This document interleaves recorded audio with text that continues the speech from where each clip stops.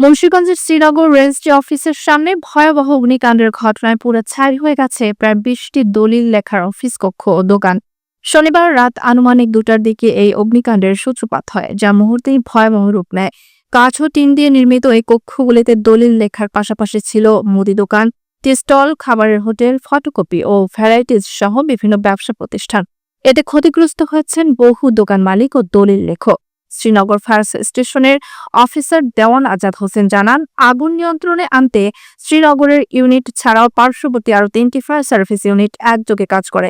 আগুন নিয়ন্ত্রণে আনতে দীর্ঘ সময় লেগে যায়। প্রাথমিকভাবে ক্ষয়ক্ষতির পরিমাণ আনুমানিক 20 লাখ টাকা বলে ধারণা করা হচ্ছে, তবে তা আরও বাড়তেও পারে বলে জানিয়েছে সংশ্লিষ্টরা। স্থানীয় ব্যবসায়ীরা বলেন, এটাই আমাদের রুটির জায়গা ছিল, সব শেষ হয়ে গেছে। আমরা সরকারের কাছে পুনর্বাসনের দাবি জানাচ্ছি। আগুন লাগার সুনির্দিষ্ট কারণ এখনো জানা যায়নি। পুলিশ ও প্রশাসনের পক্ষ থেকে তদন্ত কার্যক্রম চলছে। পড়ে যাওয়া দোকানগুলোর ধ্বংসস্তূপে এখন শুধুই হাহাকার। আশায় বুক বেঁধে আছেন ক্ষতিগ্রস্ত ব্যবসায়ীরা।